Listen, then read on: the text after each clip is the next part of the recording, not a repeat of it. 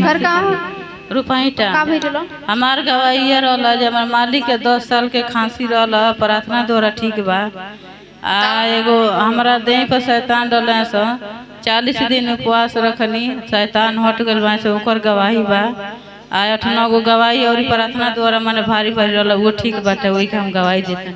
चलिए दोनों हाथ उठाकर जोरदार ताली से परमेश्वर की धन्यवाद करें। हालेलुया।